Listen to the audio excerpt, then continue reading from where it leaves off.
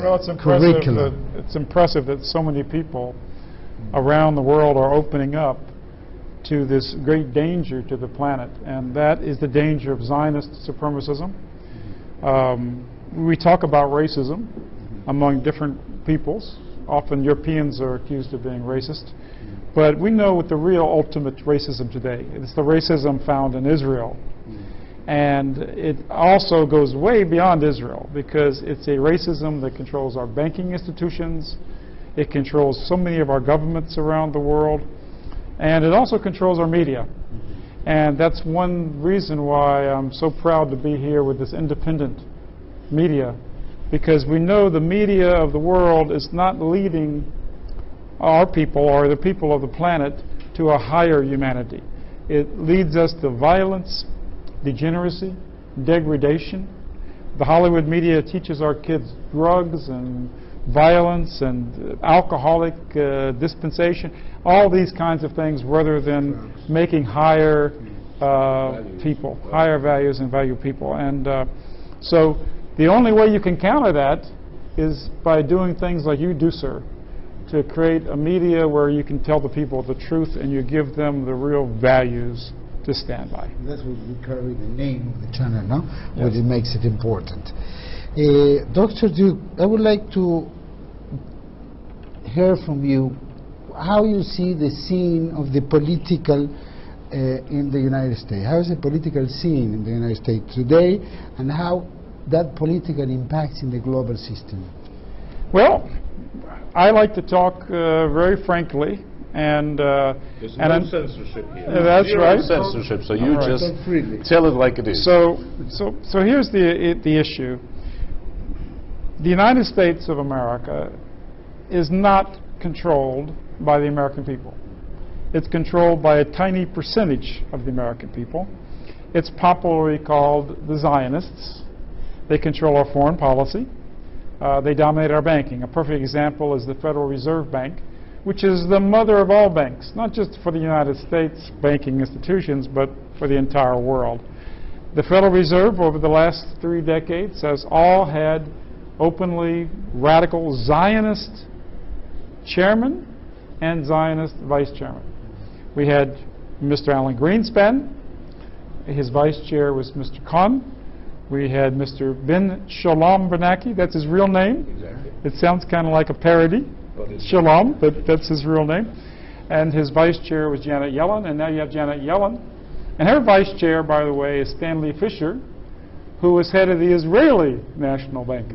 And the International Monetary Fund, exactly. Exactly. Yeah. And so it's really odd to think about a tiny minority of Jews having so much power in, for instance, banking. Now, the media tells us that we need diversity, right? And we need, but this is not diversity when a very tiny group. And this doesn't mean that all Jews are racist or all Jews are bad people. There are certainly many good Jews. I know Jews like Gilad Atzmon, for instance, who's anti-Zionist.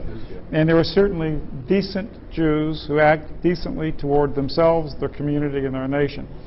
But the organized groups, there's no people on earth that have more groups that work more for what they see as their particular interest in the world. But they condemn everybody else if they do the same. If they work for their interest. And the truth is that, and this is what I say in my radio program every day, that every people on this earth must have the right to be free and to be independent. But that principle, the idea that every nation, every people should control their own destiny, their own future, should have a nation in their own values, traditions, and rule themselves, not be ruled by some far-off entity or some other alien entity, that to me is the very core of human rights.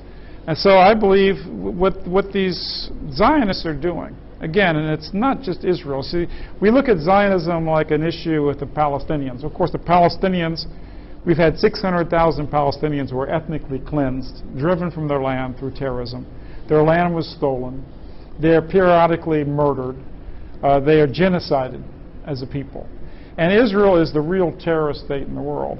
But Israel could not have done this to the Palestinians just from the power of Israel itself. The only way that was possible was because of the Zionist influence in all the other nations. And it's not just Israel then that's the problem. They really dominate American politics. They control the financing of American elections. They control the printing of American money through the Federal Reserve.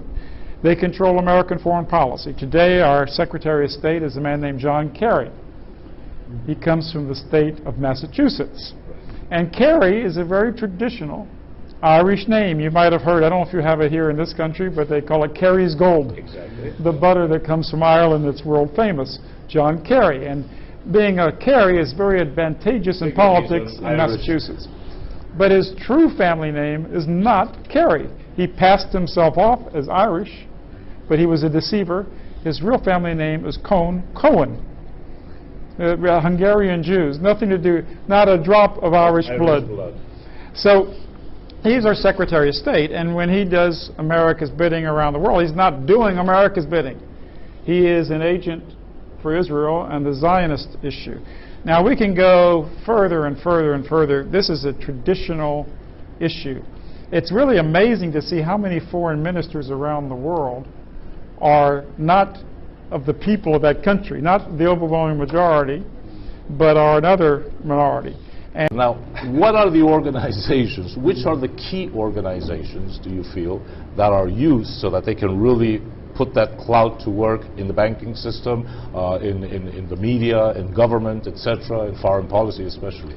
Well, for me, they do have many organizations, and I would guesstimate, if that's the right word for it, that there are probably hundreds of different organizations that actively work for some aspect of Jewish interests. About 160 here. Well, there you go. 160. There's no group on earth that does that, but it's not even so much the organizations are simply part of the issue. It is the psychology. The Jewish religion is a very strong religion of, it's more a religion, not of worship of God, as it is basically this chosenness of the Jewish people. Now that, again, that doesn't mean every Jew that goes to synagogue is hateful to other people. But what it is that they are taught from the time they're small about how they've been persecuted by every nation of the earth. They are taught that they're a special people, that they're above people. The Old Testament basically says that. So what is the ultimate issue of Judaism? It's really about the Jewish people and the power of Jewish people. Most Jews literally don't believe in an afterlife. So if you don't believe in an afterlife, then the natural way to go about it then is accumulating what you can in this life and passing it to your children. Right? So this is the problem. And I do think that the Jewish leaders are not truly helping the Jewish people. I think this is why you've had the reactions against Jews in the past. I think that they've been damaging to the Jewish people are led and controlled by these elite, the same way that these elite now are powerful enough to control French policy, British policy, American policy, Canadian policy. But I pointed out that of the 5 major conglomerates of the world, 4 of them are directly owned by Jews. And again, the tendency is for them to be very dedicated to Israel and Jewish cause. In fact, the Jewish Chronicle says that all 5 of the largest conglomerates on the planet are all Zionist, pro-Zionist and controlled. 4 of them are owned outright. And in the 5th, which is the Murdoch Empire, they literally have key positions of influence and power. Exactly. Every major studio of Hollywood is controlled by Jews. But even the non-private owned or non-stockholder owned studios like the BBC. Now the BBC, of course, is the British Broadcast Corporation. Every Britisher pays a tax to support the BBC. The head of the BBC television, which is a television network by cable, comes to Argentina, comes all over the world, is a guy named Danny Cohen. Exactly. And he is absolutely openly 100% Zionist. 100% Zionist. It seemed like you'd have a person, if for a British Broadcast Corporation, you'd think like you'd have a person dedicated to the British people, right? Or objective. Or to the world. Exactly. So that's how it works. It's a tribal. The best way to put it, it's a tribalism. Dr. Duke, let me ask you a question, but before that, I want to share with you and our viewers a personal story, so to speak. Last year, well, I get into trouble with the local Zionist lobbies called DAIA and AMIA. AMIA is well known because they exist in every country of the world. Exactly. Yeah. They are particularly powerful, and last year they said that they were going to be suing me and a whole host of things, because in one video I said, let's talk about anti-Semitism, which is nothing to do with anti-Zionism. But even the Jewish behavior throughout history shows that throughout the millennia, in all geographies, people, for some reason or another, when Jewish communities get in there, they end up, for some reason, either pushing them aside or controlling them or even expelling them. It's happened throughout centuries. It's happened in different parts of the world. And I said something like the following: either all humanity has a mental illness called anti-Semitism, except for the tiny Jewish community, or there is something in Jewish behavior which in the long run ends up getting them into trouble. I gave an example. If I have a fight with the butcher, the local newsman, the cop, my neighbor upstairs and my neighbor downstairs, I can't say they're all a bunch of sick people, I'm the good one. Maybe there's something about me. And when I explained that, obviously they went ballistic, so to speak. I can imagine. Now the question which I'd like to pose to you is, because you coined a phrase which we are using here, which is a very good phrase, Jewish supremacism. Because, you know, we always talk about anti-Semitism, okay, and they will undo the phrase, they will use it very arbitrarily, but we never speak about the real root, which is what you describe as Jewish supremacism. Share with us your thought on what is Jewish supremacism from first of all, your viewpoint. let's give a little historical background of what you said about Zionism and maybe what's the cause for this. Not only does this suggest that there's something wrong with the other 99.9% of humanity, they literally say this. I mean, their own scholars, and that's what my books do, and that's why they hate me and they hate my books so badly, because I quote their scholars, their leaders, their authorities. And I don't quote obscure people. I quote the leading spokesman for the Jewish people. The reason why people have an opposition to Jewish power is not because they're Jews. It's because, and that's what they try to say, it's because of what many of them do, their leaders do. The Russian Revolution is not the Russian Revolution. It wasn't about Russians. It wasn't done by Russians. It was financed, it was entirely led by Jews in the beginning. Even Lenin was part Jewish. Trotsky was the first head of the Red Army, who was Bronstein. Zinoviev, Kamenev. From Brooklyn. Yeah, that's right. And the chief financier of the Russian Revolution was Jacob Schiff of New York, international banker. Now again, that shows you the tribal aspect of this. Now, the theory is, I mean, a communist is certainly the opposite, quote, the opposite of a capitalist. So why in the world would one of the richest bankers in the world support a Bolshevik revolution, which is supposed to take away all private property, right, and nationalize all industry? Why would the richest banker in the world do this? And the answer to that question, of course, is that he was a Jewish patriot who was also a Zionist, by the way, and he hated Russia because they saw the Russian Tsar as an anti-Semite. Well, the reason why the Russian Tsar to them was anti-quote Semitic, because he was a Russian patriot. And he saw the exploitation of Russia by these international banksters. He was a dedicated Christian. He saw the destruction of Christian values going on in this country and in the Western world. So he financed communism, helped support communism, as a means to destroy his Christian enemy, what they considered to be a Jewish enemy. Now, in Russia, we hear about the Holocaust every day of our lives. And by the way, I'm not one of these people. I don't go around saying that there weren't terrible things happened to Jews. There were persecutions, and there were Jews who were murdered, and there were many horrible things that went on. But you must also understand the greatest Holocaust in the history of the planet Earth was not the German Holocaust, it was the Bolshevik Holocaust.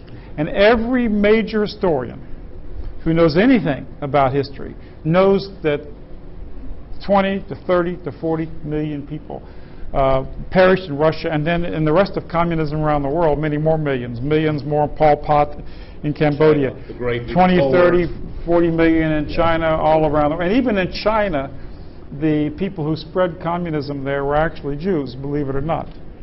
That's a fact. And I have all these documents in my book, The Secret Behind Communism. I'm going to be asking you about Ukraine, but since you mentioned the genocides perpetrated by the Soviet communists, in Ukraine alone, Stalin killed 6.5 million people from hunger, from famine in the 30s. And you know who the man was that actually did the mass murder? His name was Gingrich Yagoda. You know, one of the things that we try to do from TLV1 here in Buenos Aires is to what in America is called joining the dots. Yeah.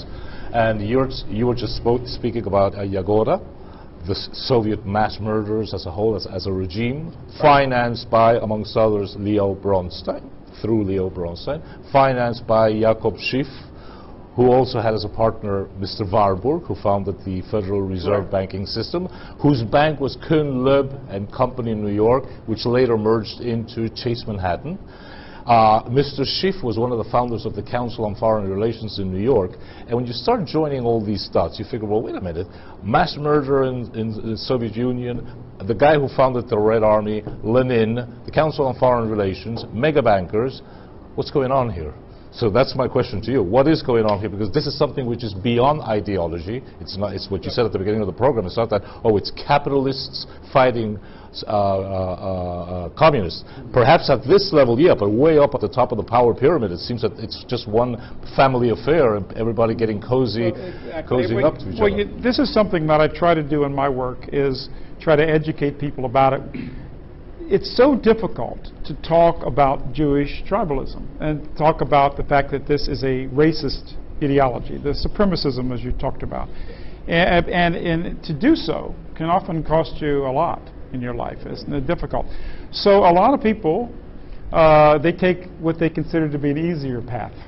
So they talk about, quote, the conspiracy. What is the Spanish word you use for that? Exactly. The conspiracy. They talk about the insiders. They talk about the other Illuminati and the Illuminati. Illuminati was a little group of strange people 300-400 years ago. You know, but here's the issue. If you look at these organizations and you look at the power, this so-called conspiracy could not function except that it had a common denominator. It has an ethnic root. And I'll give you an example. I've heard Alex Jones is a person in America who talks about the conspiracy a lot.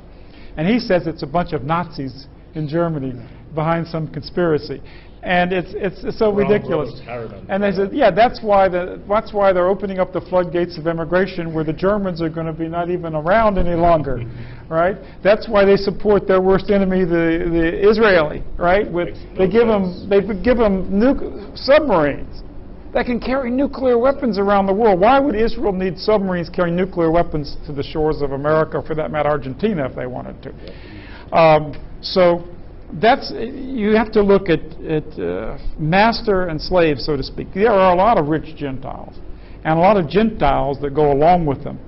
And the way I like to use the comparison, maybe this is too difficult or too hard a comparison, I compare it like Dracula, you know, like these bloodsuckers of Goldman Sachs and the international banks and who push in these wars and all the rest of it. And they bite. You know, the Dracula bites you, and then you become a proselyte. You do their service, but none of the proselytes have any illusion about who's really in charge. And the truth is that, and this is no doubt about this in my mind, there are a lot of major corporations, like, for instance, Microsoft, and there's Apple Corporation is the biggest corporation in the world.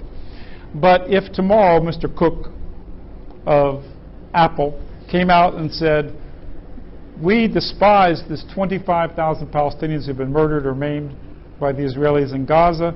They're still stealing the Palestinian land. They're not letting the Palestinians go back to the place they were born. They're murdering people all over the world. They're fostering these wars. They were behind the Iraq War, behind the Afghanistan War. We are now going to join the international boycott, the disinvestment of Israel. I promise you, they would be destroyed as a company, because what they would do in America, the judiciary in America is controlled by these Jewish Zionists, right? So they'd be making rulings, antitrust rulings, and saying this company's too big. Yeah, it's going to say this is going to have to be split up.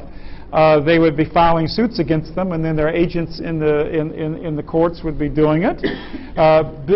They would be in France. They have massive power in France and in Great Britain of authorities. They've got some power here too in Argentina, and they would start doing. They'd find another excuse. Oh, Apple's too big, and we want other competition from other companies, and then they would start putting tariffs, or they would start blocking them, or they would do patent suits against them. That's the reality. That's the reality.